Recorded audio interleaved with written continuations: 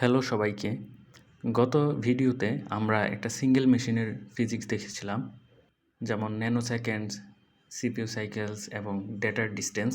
আজ আমি কথা বলতে চাই, যখন একটা মেশিন থেকে মিলিয়নস অফ ইউজারে সিস্টেমকে নিয়ে যাওয়া হয়।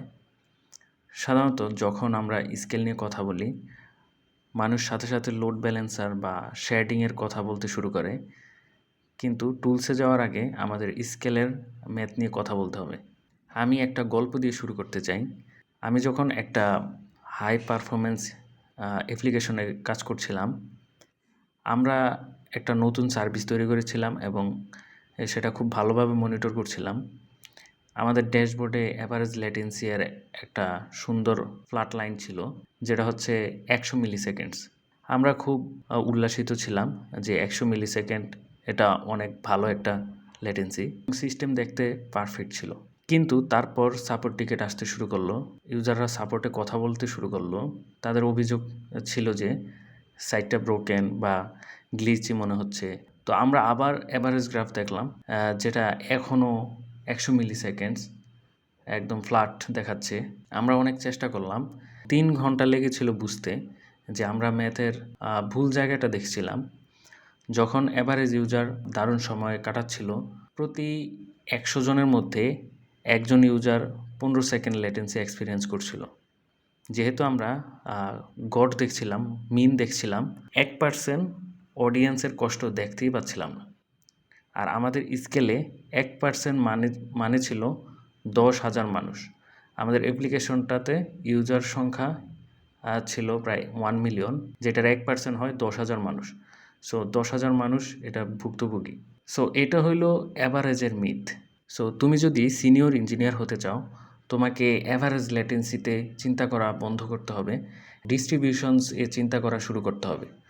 তোমাকে টেল নিয়ে অবিষ্ট হতে হবে, মানে টেল নিয়ে তোমাকে অবশ্যই চিন্তা করতে হবে। আজকে আমরা দেখব কেন অ্যাভারেজ মিথ্যা কথা বলে বা মিথ্যা শো করে, আবার কিভাবে হিস্টোগ্রাম পড়তে হয়। 3 নাম্বার, কেন টেল লেটেন্সি হলো ডিস্ট্রিবিউটেড সিস্টেমসের সিক্রেট কিলার। চলো একটা গ্রাফ দেখি। এটা লাইন গ্রাফ না, এটা একটা হিস্টোগ্রাম।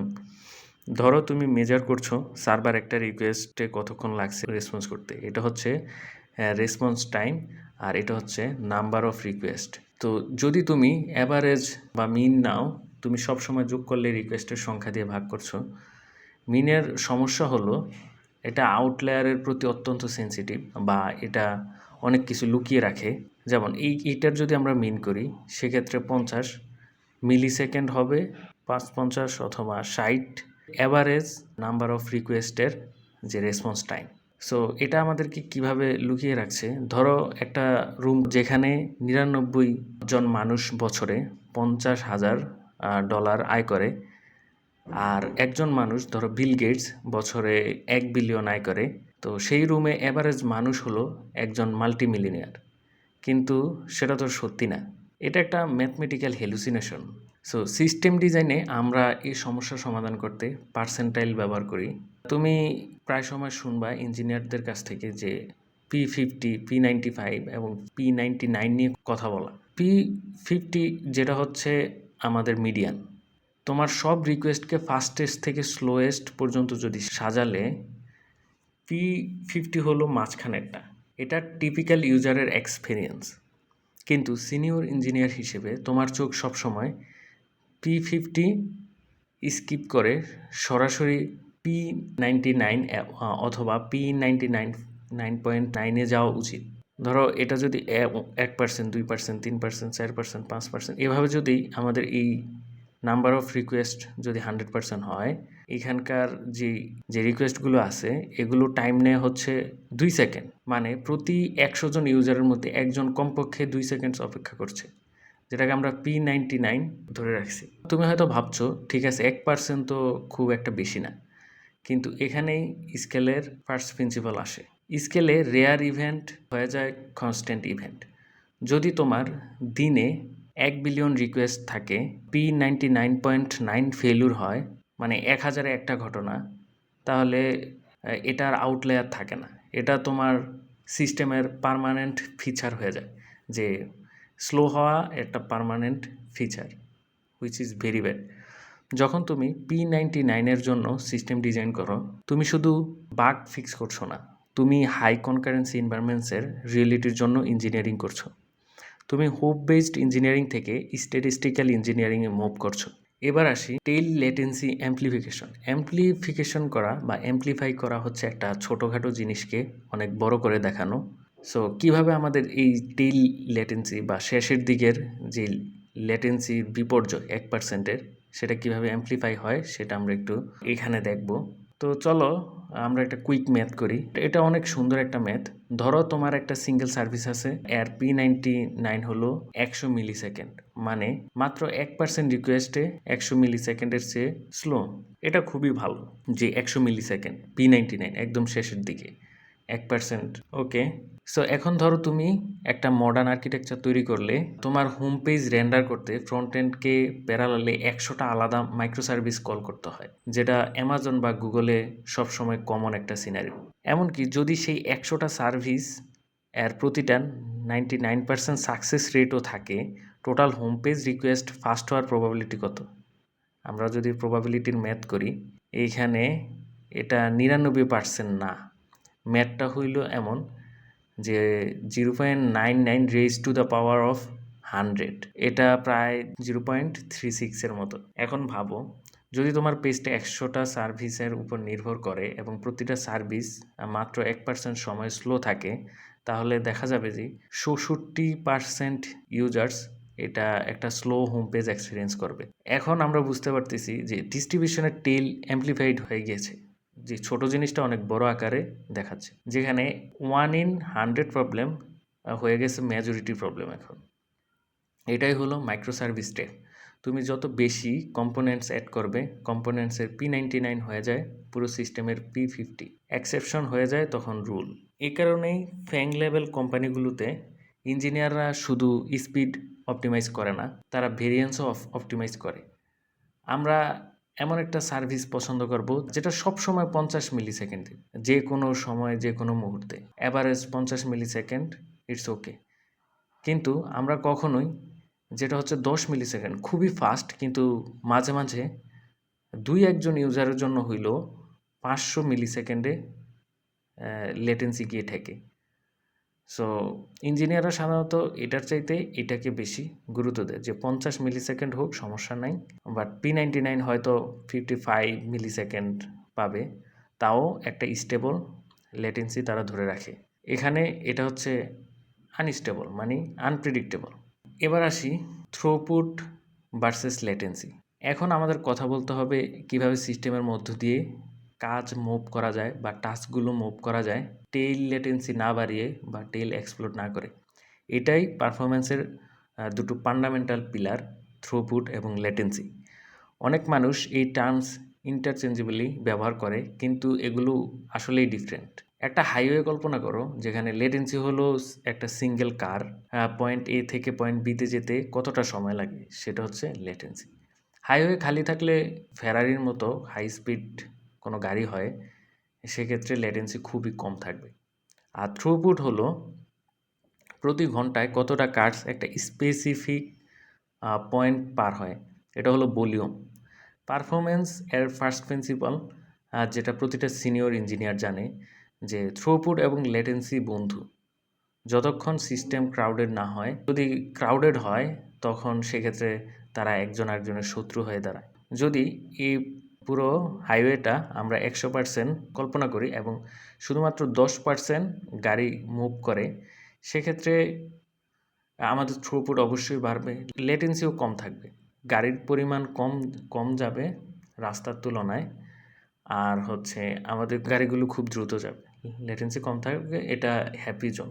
আমাদের যে 100%-এর 100% হাইওয়ের 70%, 80% বা 90%ও যদি ক্যাপাসিটি ফুল হয়, সেক্ষেত্রে একটা কিছু হবে, যেটা হচ্ছে দ্য নি অফ দ্য কার্ভ। কারণ গাড়িগুলো একে অপরের কাছাকাছি ফলো করছে। একজন মানুষ আধা সেকেন্ডের জন্য ব্রেক মারলে একটা মাইনর হিকআপ বা রিফল ইফেক্ট তৈরি হয়, যে পরপর যত পিছনের সব গাড়িগুলো P99 লেটেন্সিতে আধা সেকেন্ড না বেড়ে 10 মিনিট বেড়ে যাবে। সো সফটওয়্যারে আমরা এটাকে বলি কিউইং ডিলে। তোমার সিপিইউ যদি 95% ইউটিলাইজেশনে থাকে, এটাকে রিকোয়েস্টে সাডেন বার্স্ট হ্যান্ডেল করার মতো স্ল্যাক নেই। প্রতিটা নতুন রিকোয়েস্ট কিউয়ে বসে অপেক্ষা করতে থাকে। মানে যখন একটা কনজেস্টিং সিচুয়েশন তৈরি হবে তখন তারা কিউতে থাকে। যত ওইখানে চাপ বাড়বে, পরিমাণ বাড়বে, ততই সেখানে কিউর যেই অপেক্ষা করার যে সময়টা সেটা বাড়তে থাকবে। আর লিটলস ল এর মতে 100% ইউটিলাইজেশনের কাছে যেতে থাকলে সেই কিউ ওয়েট টাইম এক্সপোনেনশিয়ালি বাড়ে, মানে খুব দ্রুত। এটা হচ্ছে একটা এক্সপোনেনশিয়াল গ্রাফ। সো আমরা দেখতে পাচ্ছি যে এটা খুবই দ্রুত এখানে এসে হ্যাপি জোনের পরে। এ কারণে ফ্যাং কোম্পানিগুলোতে ইঞ্জিনিয়াররা কখনোই তাদের সিস্টেম 100% ক্যাপাসিটিতে চালায় না।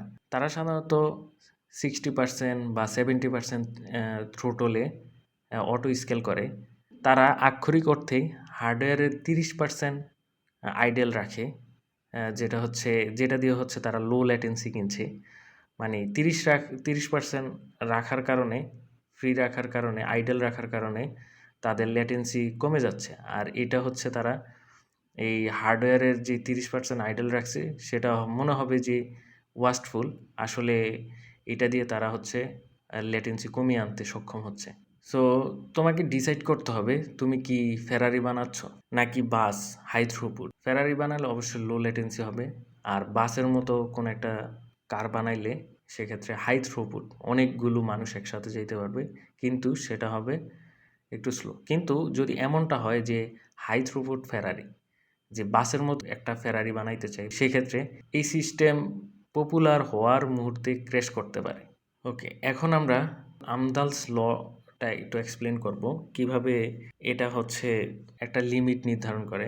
যখনই কোনো সিস্টেম স্লো হয়, ম্যানেজমেন্টের ইমিডিয়েট রেসপন্স সাধারণত হয় আমরা কি আরও সিপিইউ কোর্স অ্যাড করতে পারি, আমরা কি প্যারালালাইজ করতে পারি। কথাগুলো যদিও যুক্তিসঙ্গত শোনায়, যেমন একজন মানুষ 10 ঘন্টায় একটা গর্ত খুঁড়তে পারে, তাহলে 10 জন মানুষ 1 ঘন্টায় সেই গর্ত ইজিলি খুঁড়তে পারবে, তাই না? কিন্তু আসলে আমদালস ল সেটা বলে না। এখানে আসে হচ্ছে আমদালস লয়ের সেই ঠান্ডা ম্যাথমেটিক্যাল ট্রুথ, যেটা প্রত্যেকটা ইঞ্জিনিয়ারকে হাম্বল করে। সো আমদালস ল বলে একটা টাস্কের স্পিড আপ সীমাবদ্ধতার সিরিয়াল ফ্র্যাকশন দিয়ে।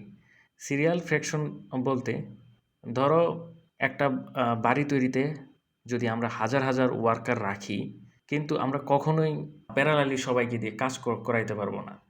আমাদের একটা সিরিয়াল মেনটেন করতে হবে। যেমন পিলার বা কলাম ছাড়া কিন্তু আমরা ছাদ তৈরি করতে পারবো না। আবার ছাদ তৈরি করব, এরপর পিলার বানাবো, এটাও সম্ভব না। সো আমাদের ফাউন্ডেশন হলো এখানে সিরিয়াল। আমাদের আগে ফাউন্ডেশন থাকতে হবে, তারপর হচ্ছে আমরা ওয়ার্কারকে কাজে লাগাইতে পারবো। যত ওয়ার্কারকে থাকুক, অবশ্যই একটা সিরিয়াল মেনটেন করে তারপর হচ্ছে ধাপে ধাপে কাজটা করতে হবে। এটাই হচ্ছে বেসিক্যালি আমদালস ল এক্সপ্লেন করে যে আমাদের রিসোর্স থাকলেই হবে না, রিসোর্স রাখলেই হবে না, আমাদেরকে একটা সিরিয়াল মেনটেন করে সেগুলো ইউটিলাইজ করতে হবে। যেখানে এস হলো টাস্কের সিরিয়াল পোর্শন এবং এন হলো প্রসেসরের সংখ্যা। ধরো তোমার একটা কোড আছে যেখানে 95% প্যারালালাইজ করা যায়, কিন্তু 5% সিরিয়াল। হয়তো একটা সিঙ্গেল ডেটাবেস লগ বা গ্লোবাল কাউন্টার থাকতে পারে। এমনকি যদি তুমি ইনফাইনিট প্রসেসরও দাও, সর্বোচ্চ স্পিড আপ, যে তুমি অনেকগুলো প্রসেসর ইউজ করছো, সেক্ষেত্রে তুমি স্পিড পাইছো হইল 20 গুণ। সো এখন যদি একটা $1 মিলিয়ন সুপার কম্পিউটারও যদি কিনে আনো, সেটা কিন্তু 21 গুণ ফাস্টার হয়ে যাবে না। সো এখানে সিরিয়াল ফ্র্যাকশন ওয়ালটা আছে, সেটা আঘাত করার পরে সেটা একটা লিমিটেশনে থাকবে।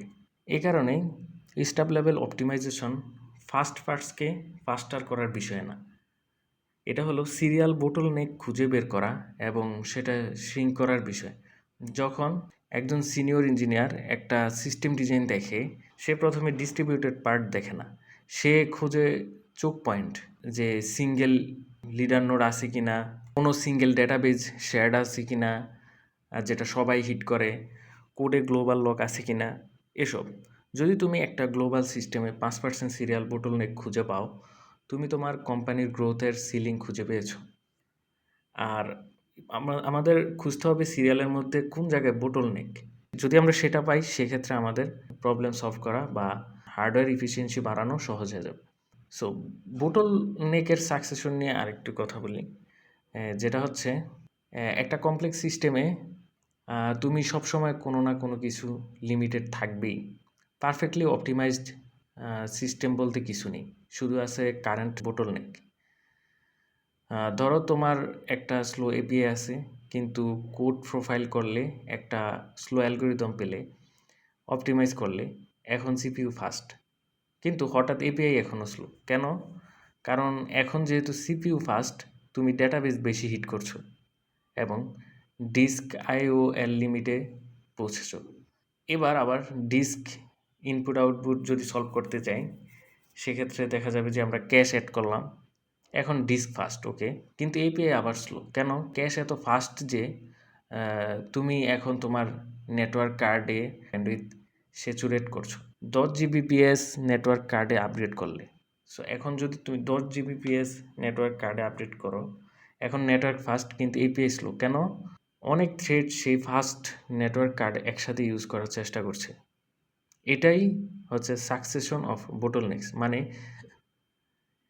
বোটলনেক আসলে উধাও হয় না, এটা কোনো না কোনো জায়গায় থাকে, এক জায়গা থেকে অন্য জায়গায় যায়। বাট আমরা এমন একটা জায়গায় বোটলনেকটা নিয়ে রাখবো যেইখানে আমাদের ট্রেড অফ, আমাদের টাকা পয়সা খুব কম খরচ হবে, যেইখানে গেলে আমাদের সিস্টেম, ওভারঅল সিস্টেমটা ভালো থাকবে। সো এইটাই সিনিয়র ইঞ্জিনিয়ার হিসেবে তোমাকে বুঝতে হবে, পারফরমেন্স প্রবলেম ফিক্স করলে প্রবলেম ডিসঅ্যাপিয়ার হয় না, শুধু অন্য জায়গায় চলে যায়। সো সিস্টেম ডিজাইনের গোল হলো বোটলনেক না থাকা নয়, গোল হলো বোটলনেক সেই জায়গায় নিয়ে যাওয়া যেখানে এটা সবচেয়ে সস্তা এবং সহজে ম্যানেজ করা যায়। আমি অলরেডি বলেছি। সো তুমি নেটওয়ার্ক ব্যান্ডউইথ দিয়ে লিমিটেড থাকতে পছন্দ করবে, যেটা কিনতে পারো। ডাটাবেস লক কন্টেনশন এর চেয়ে, যেটার জন্য ম্যাসিভ আর্কিটেকচার রিরাইট লাগে। অপটিমাইজ শুরু করার আগে নিজেকে জিজ্ঞেস করো, আমি বোটলনেক কোথায় নিচ্ছি? যদি উত্তর না জানো, তুমি শুধু লুপের মধ্যে আটকে আছো। সো এখন ম্যাথ কভার করা হয়ে গেছে, কিন্তু তুমি যদি রাত 3টায় ড্যাশবোর্ডের সামনে বসা একজন সিনিয়র ইঞ্জিনিয়ার হও, কিভাবে এটা প্র্যাকটিক্যালি ইউজ করবে, তোমার দরকার মেজারমেন্টের একটা ফ্রেমওয়ার্ক। গুগলের ইঞ্জিনিয়াররা এগুলোকে বলে 4 গোল্ডেন সিগন্যালস। এই 4টা জিনিস মনিটর করলে তোমার সিস্টেমের ফিজিক্সের একটা হাই রেজলিউশন উইন্ডো থাকবে। 1, ল্যাটেন্সি। কিন্তু আগে যেমন বলেছি, শুধু অ্যাভারেজ দেখলে হবে না, এখানে P50, P95 এবং P99 আলাদাভাবে ট্র্যাক করতে হবে। যদি P50 স্টেবল থাকে কিন্তু P99 বাড়ছে, তোমার একটা টেল প্রবলেম আছে, সম্ভবত রিসোর্স কন্টেনশন বা stop the world garbage collection event, কিছু একটা থাকতে পারে। সো আমাদের লেটেন্সি দেখতে হবে। Number 2, traffic. এটা হলো লিটল স্লয়ার ল্যামডা, কতটা রিকোয়েস্ট পাইপে আসছে সেটা পর্যবেক্ষণ করা। তারপর হচ্ছে ইরোর্স। সবসময় ইরোর রেটকে ট্রাফিকের রিলেটিভ করে মেজার করতে হবে। যদি ইরোর্স একই থাকে কিন্তু ট্রাফিক ড্রপ করে, তোমার ইরোর পার্সেন্টেজ আসলে স্কাই রকেট করছে, মানে উপরের দিকে উঠছে, যেটা অনেক ব্যাড থিংস। এটা একটা সাইন যে তোমার সিস্টেম এত ব্যাডলি ফেল করছে যে ইউজার্স এটাই রিচ করতেই পারছে না ইরোর ট্রিগার করতে করতে। সো আমাদের ইরোরটাও খেয়াল রাখতে হবে। এরপর হচ্ছে স্যাচুরেশন। এটা সবচেয়ে ইম্পর্টেন্ট সিগন্যাল ফার্স্ট প্রিন্সিপাল থিঙ্কিংয়ের জন্য। স্যাচুরেশন হলো তোমার মোস্ট কনস্ট্যান্ট রিসোর্স কতটা ফুল সেটা মেজার করা। আমাদের হাইওয়ে অ্যানালজি মনে আছে, যেখানে বলেছিলাম স্যাচুরেশন হলো কার ডেন্সিটি, ঘনত্ব। বেশিরভাগ ইঞ্জিনিয়ার সিপিইউ বা র্যাম দেখে, কিন্তু স্যাচুরেশন যে কোনো কিছু হতে পারে। থ্রেড পুল এর অ্যাভেলেবেল থ্রেড সংখ্যা, ওপেন ফাইল ডিসক্রিপশন সংখ্যা, মেসেজ কিওয়ার্ড ডেপথ, ইটিসি। আবার স্যাচুরেশনের বিষয়টা হলো এটা একটা লিডিং ইন্ডিকেটর। যদি তোমার সিপিইউ স্যাচুরেশন 40% থেকে 80%-এ যায়, তোমার লেটেন্সি পারফেক্টলি ফ্ল্যাট থাকতে পারে, সব কিছু ঠিক দেখাচ্ছে, কিন্তু নি অফ দ্য কার্ভের কারণে তুমি এখন একটা লেটেন্সি এক্সপ্লোশন থেকে মাত্র অল্প কিছু দূরে। সো স্যাচুরেশন মনিটর করা মানে প্লেনের ফুয়েল গ্যাস চেক করার মতো খুবই গুরুত্বপূর্ণ। যেটা হচ্ছে ইঞ্জিন বন্ধ হওয়া পর্যন্ত অপেক্ষা করো না। সিনিয়র হিসেবে তোমার উচিত হবে একটা গ্রাফ দেখে বলতে পারা আমাদের ডেটাবেস কানেকশন পুলে 85% স্যাচুরেশন আছে। সো 85% থাকলে কারেন্ট গ্রোথ রেটে আমরা 2 সপ্তাহে 100%-এ পৌঁছাবো। 100% পৌঁছালে আমাদের P99 লেটেন্সি 500% বাড়বে। এভাবেই তুমি আউটেজ হওয়ার আগে প্রিভেন্ট করতে পারো। সো স্যাচুরেশন মিটার দেখা খুবই গুরুত্বপূর্ণ। এটা হচ্ছে আমাদের সামনের ইন ফিউচারের কোনো অ্যাক্সিডেন্ট থেকে আমাদেরকে বাঁচায়। এবার সব একসাথে রিয়েল ওয়ার্ল্ড একটা এক্সাম্পল দিয়ে দেখাই। এটা গুগল তার search infrastructure tail latency application সমস্যা সলভ করতে ইউজ করে, যে হ্যাজ রিকোয়েস্ট। আমরা এইখানে একটা প্রসেস দেখব যেটা হচ্ছে গুগল তার search infrastructure tail latency application সমস্যা সলভ করতে ইউজ করে, আর এটার নাম হচ্ছে হ্যাজ রিকোয়েস্ট। ধরো গুগলে একটা সিঙ্গেল সার্চ কোয়েরি 1000টা আলাদা মেশিন থেকে হিট করে সেরা রেজাল্ট খোঁজার জন্য।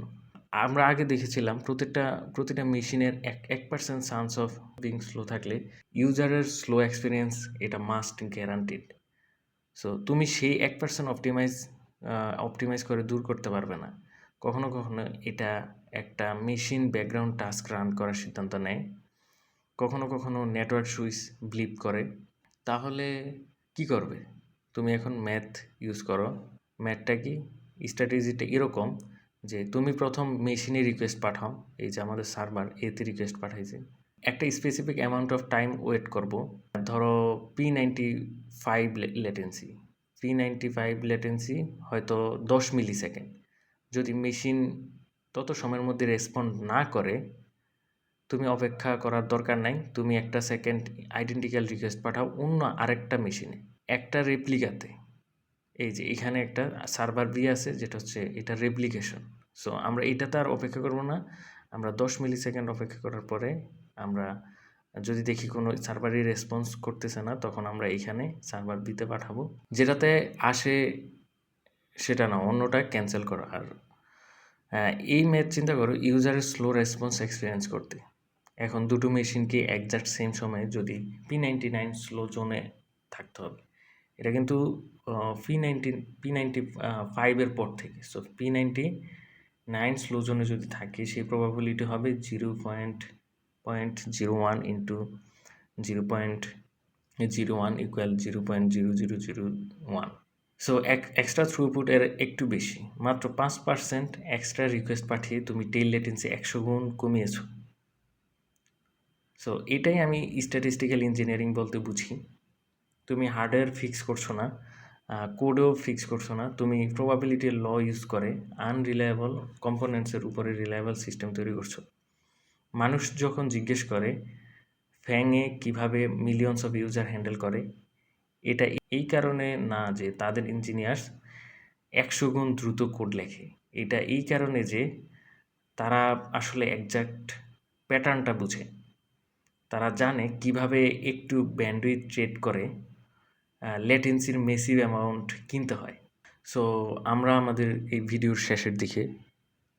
সো আজ আমরা অনেক কিছুই কভার করেছি, যেমন অ্যাভারেজের লাই থেকে শুরু করে টেইলের amplification, Amdahl's law, hedge request strategy পর্যন্ত।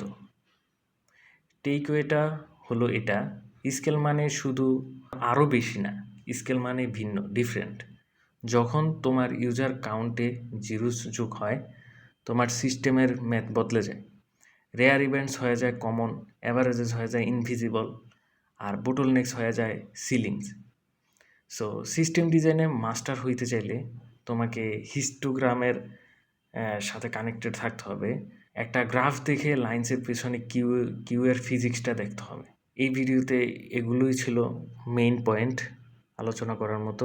সো আজকের ভিডিও এই পর্যন্তই। আল্লাহ হাফেজ।